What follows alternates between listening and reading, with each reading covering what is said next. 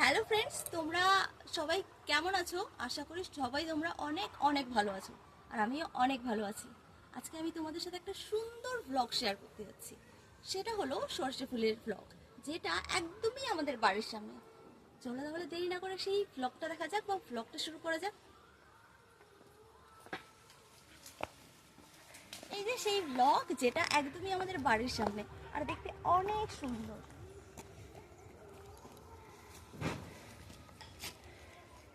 এই যে দেখো সেই সর্ষে ফুলের ক্ষেত, যেটা দেখতে অনেক অনেক সুন্দর।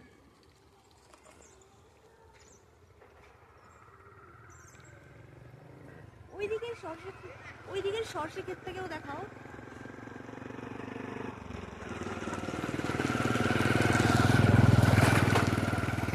সর্ষে ফুল যারা যারা গ্রামে থাকে তারা সবাই জানে যে সর্ষে ফুলের ক্ষেত আমাদের মনকে পুরো প্রাণবন্ত করে তোলে।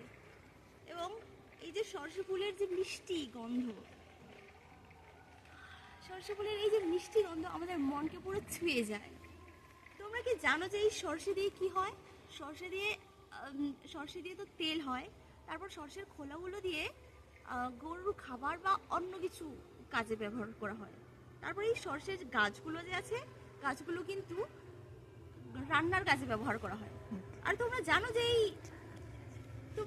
যে এই সর্ষে ফুল দিয়ে কি হয়? সর্ষে ফুলগুলো কিন্তু চপ বানিয়েও খাওয়া যায়। তোমরা যদি না খেয়ে থাকো তো অবশ্যই ট্রাই করে দেখো। সর্ষে ফুলের ক্ষেত দেখলে প্রাণ পুরো জুড়িয়ে যায়। সর্ষে ফুলের সাথে ওইদিকে যে আকাশ, উপরে খোলা আকাশ,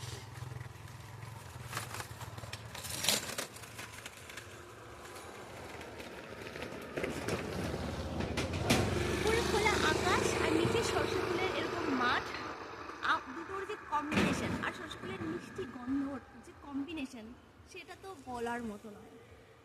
আর সর্ষে ফুলের এই যে হলুদ রং, তোমরা জানো যে হলুদ রং কি মেসেজ স্প্রেড করে? সর্ষে ফুলের হলুদ রং সুখ, শান্তি, তারপর হচ্ছে বুদ্ধিমত্তার প্রতীক আর আশার প্রতীক। আর সর্ষে ফুলের রং, এই হলুদ রংটা সূর্য ও উষ্ণতার সাথেও সম্পর্কিত। আবার এই সর্ষে ফুলের হলুদ রংটা ডেঞ্জার বা বিপদেরও প্রতীক। আশা করি তোমরাও তোমাদের জীবনে অনেক সুস্থ থেকো, সুখের শান্তিতে থেকো। আজকের ভিডিওটা বা ব্লগটা এখানেই এই বলে শেষ করছি। যদি আরও এরকম সুন্দর প্লেস পাই, যেটাতে আমি নতুন করে না চাইলেও আটকাতে পারবো না ব্লগ বানাতে, তাহলে নিশ্চয়ই তোমাদের সাথে শেয়ার করবো।